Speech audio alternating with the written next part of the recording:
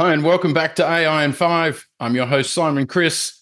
Joining me today from Sydney is Stephen Scheeler. Stephen was the CEO of Facebook in Australia and is now founder of Omni. And we're going to be talking about how Omni is using AI to map the human brain. Hi, Stephen. Welcome to AI in 5. Thanks for joining us. Great to be here. Let's do this. Yeah, let's jump right in. You've got a really diverse background with Facebook and all those types of things, but I want to talk about what you're doing now, which is using, if I've got this right, using AI to understand how the brain works. Exactly. Your brain is a data processor. It's the most complex thing in the universe. The only way to understand the brain is through AI. It's the only way we can truly understand things like mental illness or neurodegeneration or even in the basis of intelligence or personality or emotions. And there's been a niche area of neuroscience called connectomics. It's been around for about 20 years.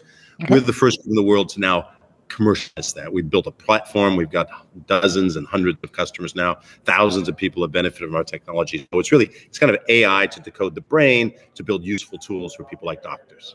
And is it trying to decode chemical imbalances and things, or is it actually trying to decode what's going on and what neurons are connected to what neurons, or you can...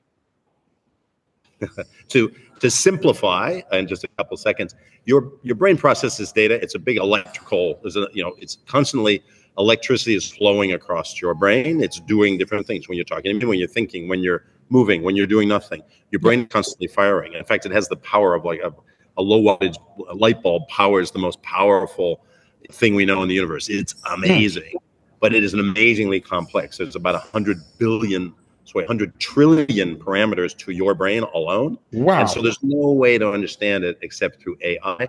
And so we decode that to look for what all those signatures are. And we look for the signals, and we can understand what parts of your brain are simplified, talking too much or too little compared to a normal or healthy brain. And we can map all kinds of things like intelligence, like emotions, like mental illness. So it's a real fundamental change in the understanding of the human brain that's creating a whole new world of science and medicine called what's called clinical connectomics. How do you bring this theory into real practice every day? Wow, you guys are going to replace the Mensa test. I'm really interested, who's using this type of tech? So today we built our first applications on our platform for neurosurgeons, neurologists, psychiatrists, neuropsychs.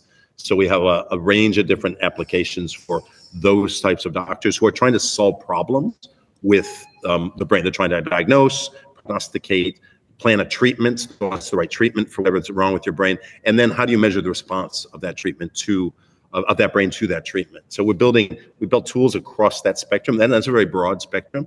And we're really killing it particularly in neurosurgery right now. We're probably the most significant thing to happen in brain surgery in 30 or 40 years in terms of new technology. Well, there must be some great feel-good moments when patients are positively affected, right? It's the best. Like we have this mission in the company, which is to improve the brains of billions through AI. That's our mission. And we want to apply AI to things that make humanity better, not just sell you more ads or deep fakes or all that other stuff that I've done myself. We want to improve humanity. And really the biggest data challenge we have is not what OpenAI is doing, it's what we're doing. It's decoding this. This is more complex than anything. If you take everything on the internet, your brain is still millions of times more complex than that. And so to be able to create these tools and have now thousands and thousands of people have benefit from it, and we're quickly heading up to 100,000 and millions, we do have a goal of billions. We want 20 years from now, we want everybody on Earth to be able to say, hey, I know what my connectome is, and there's things in my life that are helping me to fine tune my connectome and make me better, stronger, faster, healthier, whatever it is. That's our goal. It's really inspiring.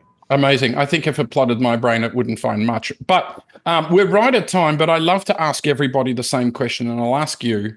And that is, what's your one best tip for someone who's just starting their AI journey? Maybe they've never even opened a generative AI tool. What's your best tip? Get your hands dirty. Go deep. These tools, I've never come across a technology that's more user-friendly more quickly than generative AI. Now, there's other kinds of AI. I won't go deep into that. But just in the Gen AI world, these tools, these GPTs being built, they're so easy to get into and to fiddle with and to find out what works and doesn't work.